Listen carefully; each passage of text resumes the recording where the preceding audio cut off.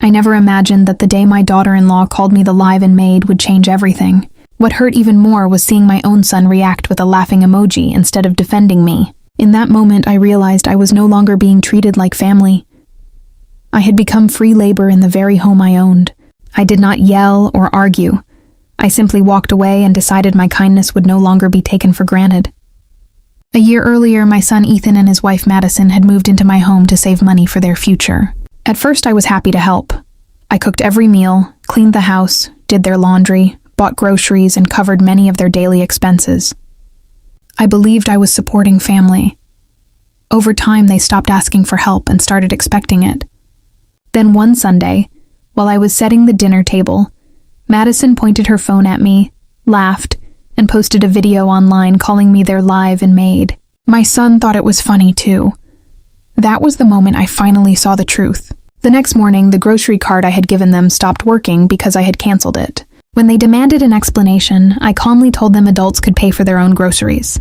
That same day, I stopped cooking for them, stopped washing their clothes, and stopped cleaning up after them. I prepared meals only for myself, and quietly enjoyed the peace that came with no longer carrying their responsibilities. They were shocked because they had never imagined life without someone doing everything for them. As the days passed, I continued taking back control of my home. Their laundry stayed upstairs, waiting for them to wash it. Their shoes, magazines, and coffee mugs were gathered into baskets and placed outside their bedroom. I reclaimed my favorite chair and moved it into the best spot in the living room because it was my house, not theirs.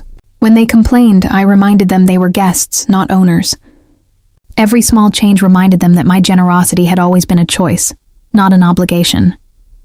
Soon I realized they had taken over nearly every corner of my home. They stored piles of boxes in my garage while my own car sat outside in the rain. I spent an afternoon moving every box into the covered backyard and parked my car where it belonged. I also installed locks on my bedroom and office after realizing my privacy had disappeared. Madison complained that families should not lock doors, but I simply smiled and said my personal space deserved respect. Their frustration grew when they decided to separate our food. After they helped themselves to my groceries without asking, I bought a small refrigerator for my office and stored all my food there. They opened the kitchen refrigerator expecting another free meal and found almost nothing. For the first time, they understood that being independent meant planning, shopping, and paying for themselves instead of relying on me. The biggest surprise came when Madison invited her parents to stay for the weekend without asking my permission. She assumed they would use my guest room, but I had already turned it into a hobby room. I politely welcomed her parents, but explained they would need to stay upstairs, because the guest room was no longer available. It was an awkward weekend, yet it finally made everyone realize that my home was not theirs to manage. After her parents left, I handed my son a rental agreement. I explained that if they wished to stay, they would pay fair rent and their share of utilities like any other adults.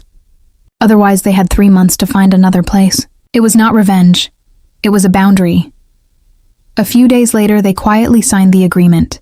My son apologized for the video and admitted they had treated me unfairly. Although our relationship was still distant, respect slowly replaced entitlement. Over the following months, they paid rent, bought their own groceries, cleaned their own space, and handled every responsibility themselves. Eventually, they found a small apartment and moved out.